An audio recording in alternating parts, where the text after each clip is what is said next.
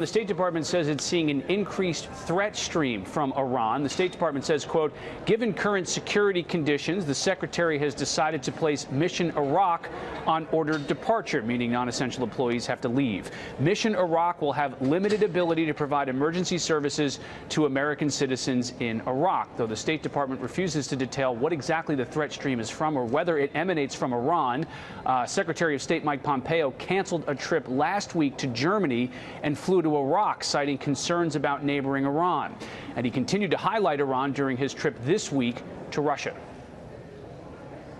We fundamentally do not seek a war with Iran. We're looking for the regime to simply stop conducting assassination campaigns throughout Europe.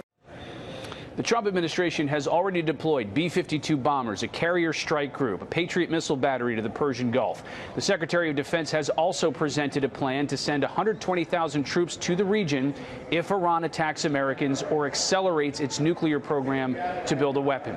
The Iranian government claims the U.S. is trying to raise tension in the region. Iran's supreme leader says there's no war, or going to be no war, between the U.S. and Iran because Iran is not seeking a war. Yesterday, a British general says there has been no increased threat from Iranian-backed forces in Iraq and Syria, though a U.S. Central Command spokesperson says the general's comments run counter to the U.S. assessment and says, quote, the U.S.-led coalition is now at a high level of alert as we continue to closely monitor credible and possibly imminent threats to U.S. forces in Iraq. The top Democrat on the Senate Foreign Relations Committee, Senator Bob Menendez, says he wants an immediate briefing from the administration on what's going on with Iran and the threat, especially now since the embassy has forced its U.S. employees, non-essential U.S. employees, to leave the country.